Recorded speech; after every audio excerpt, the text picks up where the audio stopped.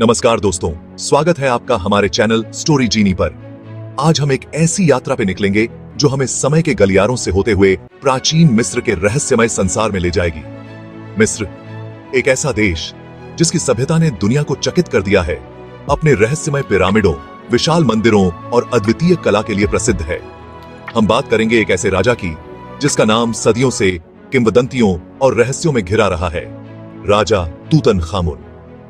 Tutankhamun एक ऐसा नाम जो इतिहास के पन्नों में सुनहरे अक्षरों में लिखा गया है। तूतनखामुन नाम सुनते ही जहन में एक सुनहरे मुखौटे की तस्वीर उभर आती है। एक ऐसा चेहरा जो सदियों से हमें अपनी ओर खींचता रहा है, जो अब काहिरा संग्रहालय में रखा गया है। तूतनखामुन की पहचान का प्रतीक बन गया है। तूतनखामुन मिस्र के 18वें राजवंश के एक फेरो थे। उनके शासनकाल के दौरान मिस्र ने कई महत्वपूर्ण सांस्कृतिक और धार्मिक परिवर्तन देखे। हालांकि उनका शासनकाल छोटा था, लेकिन मृत्यु के बाद उन्हें जो प्रसिद्धि मिली वह अद्वितीय है। उनकी मृत्यु के बाद तूतनखामुन की कब्र और उसमें पाए गए खजाने ने उन्हें अमर बना दिया। उनकी कहानी इतिहास, रहस्य और अविश्वसनीय खोजों का एक अद्भुत मिश्रण है। तूतनखामुन की कहानी में कई अनसुलझे रहस्य और अद्भुत खोजें शामिल हैं, जो आज भी पुरातत्वविदों और इतिहासकारों को आकर्षित करती हैं। तूतनखामुन के बारे में सबसे आकर्षक चीजों में से एक है उनकी कब्र की खोज। यह खोज न केवल पुरातात्विक दृष्टि से महत्वपूर्ण थी, बल्कि इसने तूतनखामुन को एक सांस्कृतिक प्रतीक बना दिया। 1920 में हावर्ड कार्टर द्वारा खोजी गई यह कब्र लगभग 3000 वर्षों से अछूती थी। इस खोज ने न केवल पुरातत्व की दुनिया में हलचल मचा दी, बल्कि तूतनखामुन को एक अंतर्राष्ट्रीय सनसनी बना दिया। कब्र के अंदर दुनिया ने पहली बार एक फेरो की कब्र को उसकी पूरी महिमा में देखा। तूतनखामुन की कब्र में पाए गए खजाने और कलाकृतियों ने हमें प्राचीन मिस्र की संस्कृति और जीवन शैली के बारे में गहरी जानकारी दी। यह खोज 20वीं सदी की सबसे बड़ी पुरातात्विक खोजों में से एक थी, जिसने दुनिया भर में लोगों की कल्पनाओं को मोहित कर लिया। तूतनखामुन की कब्र की खोज ने पुरातत्व विज्ञान को एक नई दिशा दी और मिस्र की प्राचीन सभ्यता के प्रति लोगों की रुचि को और बढ़ा दिया। आइए इस असाधारण फेरो के जीवन और मृत्यु के रहस्यों को उजागर करते हुए तूतनखामुन की दुनिया में गहराई से उतरे। तूतनखामुन की कहानी हमें यह सिखाती है कि इतिहास के पन्नों में छिपे रहस्य और कहानियां हमें हमेशा आकर्षित करती रहेंगी। तूतनखामुन का जन्म एक उथल-पुथल भरे दौर में हुआ था। यह समय मिस्र के इतिहास में एक महत्वपूर्ण मोड़ था, जब देश धार्मिक और राजनीतिक परिवर्तनों के दौर से गुजर रहा था। उनके पिता अखेनातेन एक धार्मिक क्रांतिकारी थे, जिन्होंने मिस्र के पारंपरिक बहुदेववाद को त्याग दिया था।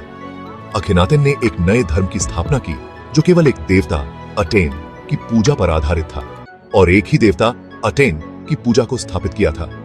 यह परिवर्तन न केवल धार्मिक था, बल्कि सामाजिक और सांस्कृतिक ढांचे को भी बदलने वाला था। इस परिवर्तन ने मिस्र के समाज और धर्म को हिलाकर रख दिया था। पारंपरिक पुरोहित वर्ग और आम जनता के बीच असंतोष बढ़ने लगा, जिससे समाज में अस्थिरता फैल गई। तूतनखामुन के बचपन के बारे में बहुत कम जानकारी उपलब्ध है। उनके प्रारंभिक जीवन के बारे में जो भी जानकारी है, वह मुख्यतः पुरातात्विक खोजों और ऐतिहासिक अभिलेखों पर आधारित है। माना जाता है कि उनका जन्म तूतनखातेन नाम से हुआ था, जिसका अर्थ है एटेन की जीवित छवि। यह नाम उनके पिता के धार्मिक विश्वासों को दर्शाता है। उनका पालन पोषण अमारना के शाही दरबार में हुआ, जो उनके पिता द्वारा स्थापित एक नया शहर था।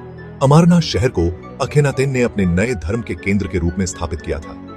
तूतनखामुन का बचपन विलासिता और वैभव से भरा रहा होगा, लेकिन यह राजनीतिक साजिशों और धार्मिक उथल-पुथल से भी अछूता नहीं था। शाही दरबार में सत्ता संघर्ष और षड्यंत्र आम बात थी। 9 वर्ष की आयु में तूतनखामुन मिस्र के सिंहासन पर आसीन हुए।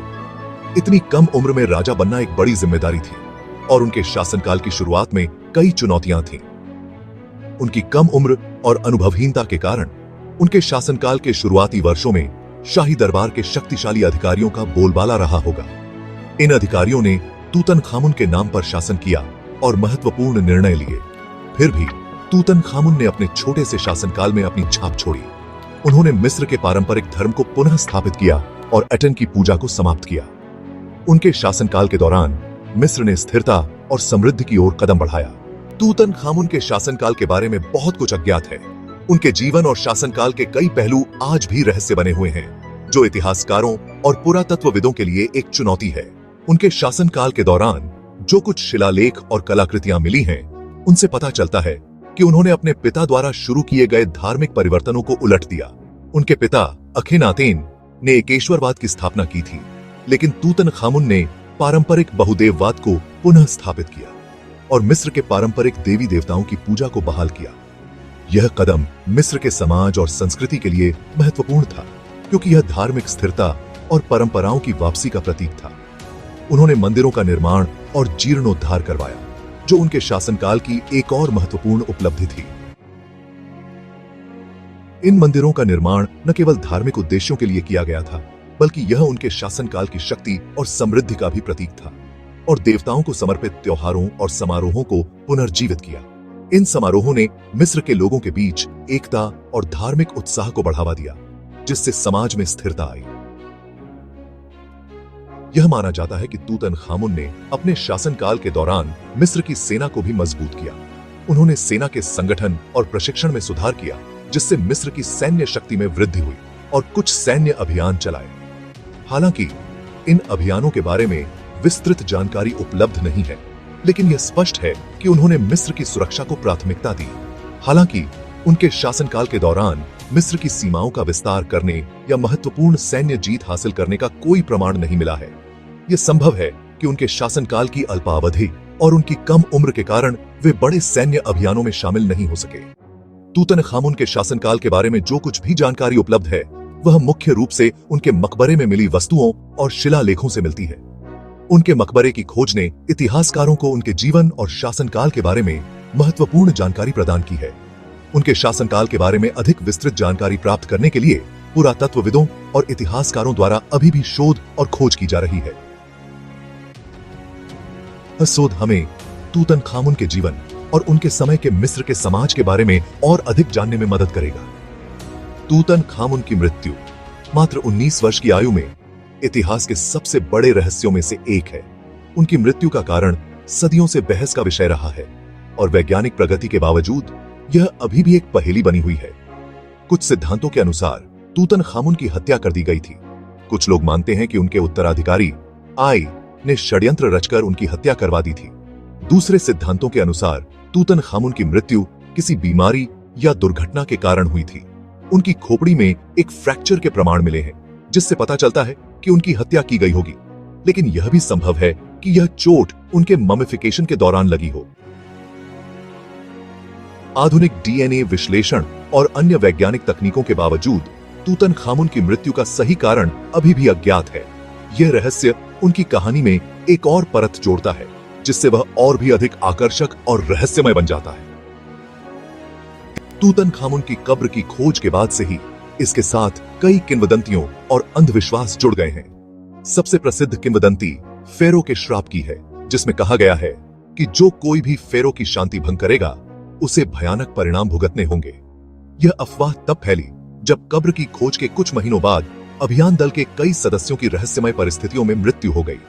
हालांकि इन मौतों का वैज्ञानिक स्पष्टीकरण दिया जा सकता है, लेकिन फेरो के श्राप ने लोगों की कल्पनाओं को मोहित कर लिया और तूतनखामुन की कहानी को और भी रहस्यमय बना दिया।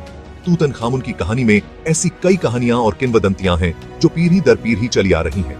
ये कहानियां तथ्य और कल्पना के मिश्रण के साथ तूतनखामुन की स्थायी अपील और प्राचीन मिस्र के प्रति हमारे आकर्षण को दर्शाती हैं। तो दोस्तों, यह थी कहानी मिस्र के सबसे रहस्यमयी और शक्तिशाली सम्राट तूतनखामुन की। अगर आपको यह कहानी पसंद आई हो तो हमारे चैनल स्टोरी जीनी को जरूर सब्सक्राइब करें और इस वीडियो को लाइक और शेयर करना न भूलें। अगली बार फिर मिलेंगे एक नई और रोमांचक कहानी के साथ।